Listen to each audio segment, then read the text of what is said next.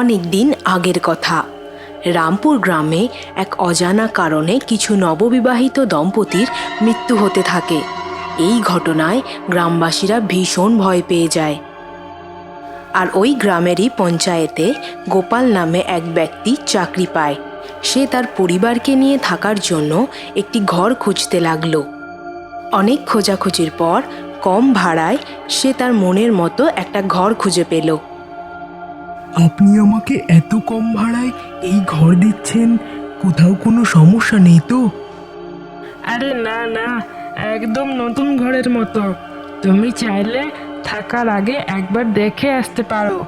ঠিক আছে, আপনি যখন বলছেন তাহলে আর দরকার নেই। আমি কাল সকালেই জিনিসপত্র নিয়ে পৌঁছে যাব। আর এই নিন আপনার 2 মাসের অগ্রিম ভাড়া। টাকা দিয়ে গোপাল ওখান থেকে চলে গেল। আমি যদি ওকে সত্যিটা বলে দিতাম তাহলে ও এই ঘরটা কখনো নিত না, আর আমি পয়সাও পেতাম না। পরের দিন সকালবেলায় গোপাল ওর বউকে নিয়ে নতুন ঘরে থাকতে চলে এলো। আরে বাহ, কি কপাল! এ তো একদম নতুন ঘর মনে হচ্ছে। কিন্তু এত কম ভাড়ায় এরকম ভালো ঘর আমাদেরকে কেন কেউ দেবে? শোনো, আমি কিন্তু ঠিক বুঝছি না। আরে বিমলা, তুমি এত চিন্তা করছো কেন? এ তো ঠিকই আছে। আমার যেন কেমন গা ছমছম করছে। মনে হচ্ছে এতটা পথ আসাতে তুমি অনেক ক্লান্ত হয়ে পড়েছো। একটু আরাম করে নাও, তারপর দেখবে সব ঠিক লাগবে। সারাদিন কাজকর্মের পর ওরা দুজনেই তাড়াতাড়ি শুয়ে পড়ল। আর তখনই দেওয়ালের মধ্যে থেকে এক ডাইনি বেরিয়ে এলো। আবার নতুন স্বামী স্ত্রী এই ঘরে এসেছে। এদের সাথেও তাই করব যা আগের জনের সাথে করেছিলাম।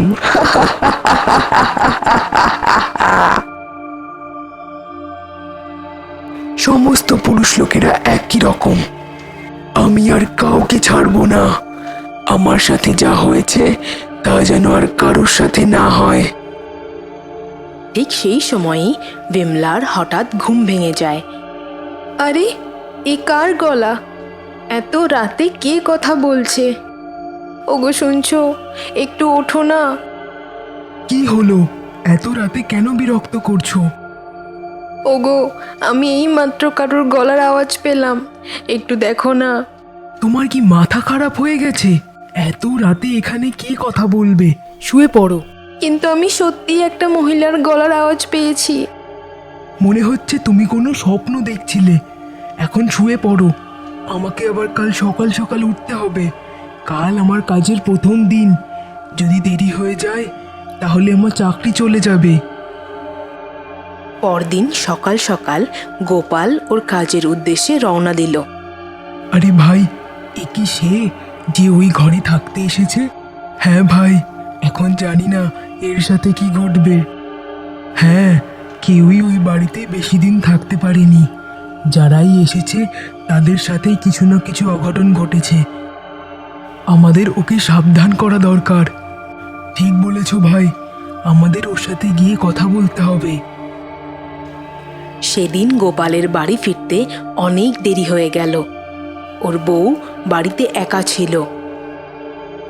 হঠাৎই দেওয়ালের মধ্যে থেকে সে ভয়ানক আওয়াজ শুনতে পায়, আর এতে সে ভীষণ ভয় পেয়ে যায়। এ কি ভয়ানক আওয়াজ! সন্ধে হয়ে গেল, ও এখনো ফিরল না কেন? আমার এই ঘর আর ভালো লাগছে না।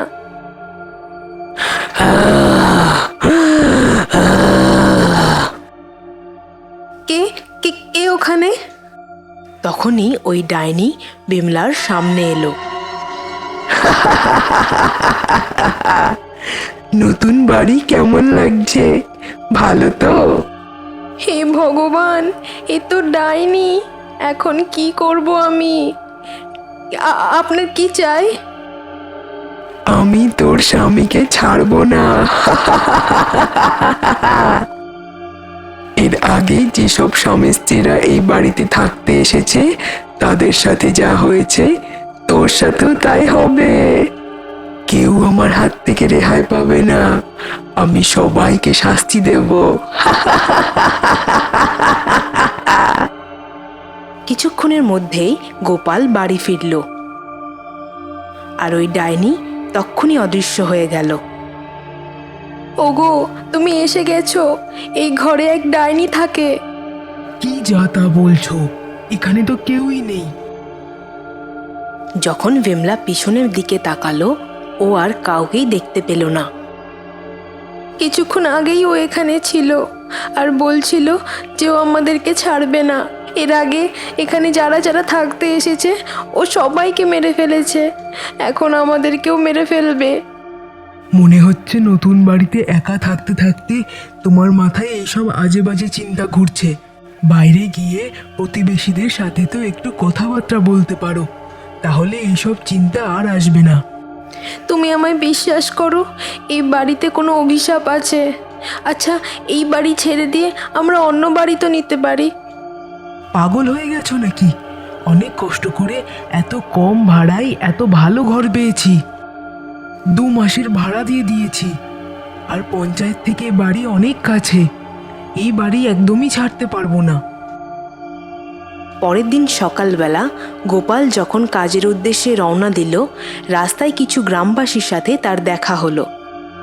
আরে ভাই, শোনো একটু। কি হয়েছে? ওই বাড়িটা ভালো নয় থাকার জন্য। যদি বেঁচে থাকতে চাও তাহলে ওই ঘর ছেড়ে চলে যাও। কেন? কি হয়েছে? আরে, ওটা একটা অভিশপ্ত বাড়ি। কেউই ওখানে বেশি দিন থাকতে পারেনি। তোমার আগে অনেকে থাকতে এসেছিল, কিন্তু সবার সাথে খুব খারাপ ঘটনা ঘটে। তোমার ভালোর জন্যই বলছি, এক অশুভ আত্মা ওই ঘরকে দখল করে রেখেছে। এই সবই তোমাদের অন্ধবিশ্বাস। কই, আমি তো এখনো কিছু দেখিনি। আচ্ছা ঠিক আছে, আমি এখন চলি, একটু তাড়া আছে আমার। এই বলে গোপাল ওখান থেকে চলে গেল। যেই না সন্ধে পেরিয়ে রাত হলো, দেওয়ালের মধ্যে থেকে ওই ডাইনি ভয়ানক আওয়াজ করতে করতে বাইরে বেরিয়ে এলো। এই ঘরে আজ তোর আর তোর স্বামীর শেষ দিন। দেখো, তুমি আমাদেরকে ছেড়ে দাও। আমরা তোমার কি ক্ষতি করেছি?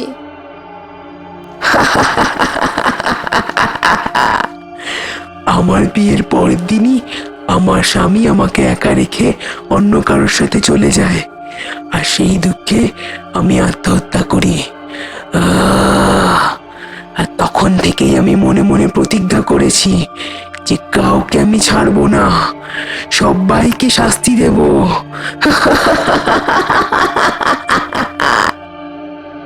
কিন্তু আমার স্বামী ওরকম নয়, আমাদেরকে ছেড়ে দাও।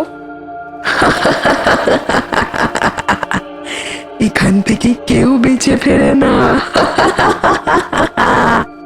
তারপর সেই ডাইনি বিমলার শরীরের ভেতরে ঢুকে গেল।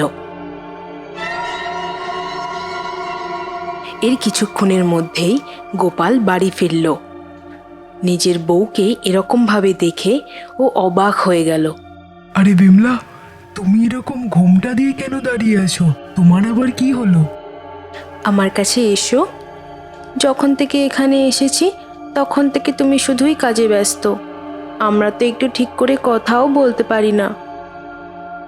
এই শুনে গোপাল বিমলার কাছে গেল। যেই না ও ঘোমটাটা সরালো, বিমলার চোখের দিকে তাকিয়ে ও ভয় পেয়ে গেল। আরে, এ কি? কে তুমি? কেন নিজের বিমলাকে ভুলে গেলে? এখন আমাকে চিনতে পারছো না? গ্রামবাসীরা ঠিকই বলেছিল, এ তো ডাইনি। ভয়ে গোপাল ওখান থেকে দৌড়ে পালালো। পালিয়ে কোথায় যাবি? আজ তোর আমার হাত থেকে রেহাই নেই। দৌড়াতে দৌড়াতে রাস্তায় গোপাল এক গুরুজির দেখা পেল। গুরুজি, আমায় বাঁচান। আমার বউয়ের উপর এক ডাইনি ভর করেছে, এখনো আমাকে মারতে আসছে। শান্ত হও বৎস, চিন্তা করো না, এসো আমার সাথে। তারপর গুরুজি গোপালকে নিয়ে ওই ডাইনির সামনে গেল। এ কাকে নিয়ে এসেছিস তুই? শয়তান ডাইনি, এবার বন্ধ কর তোর এই খেলা। তুই এভাবেই সবাইকে মারতে পারিস না। তোর সাথে যা হয়েছে তা তোর দুর্ভাগ্য ছিল, আর এই জন্য তুই সবার উপর নিজের প্রতিশোধ নিতে পারিস না। সবাই তোর স্বামীর মতো নয়। অনেক হয়েছে, এবার এখান থেকে চলে যা। না, যতক্ষণ পর্যন্ত আমার প্রতিশোধ পূর্ণ না হচ্ছে ততক্ষণ পর্যন্ত আমার আত্মা শান্তি পাবে না। তোর স্বামী ওর কৃতকর্মের ফল অবশ্যই পাবে। তুই অনেককে হত্যা করেছিস, এবার এই নির্দোষ মহিলার শরীর থেকে চলে যা, না হলে তুই যে নরকেও ঠাঁই পাবি না। ঠিক আছে, আমি এর শরীর ছেড়ে চলে যাব। এবার আমি মুক্তি চাই, কিন্তু আমার স্বামীর যেন সাজা হয়। এরপর ওই ডাইনি বিমলার শরীর ছেড়ে বেরিয়ে যায় আর কখনো সে গ্রামে ফেরেনি।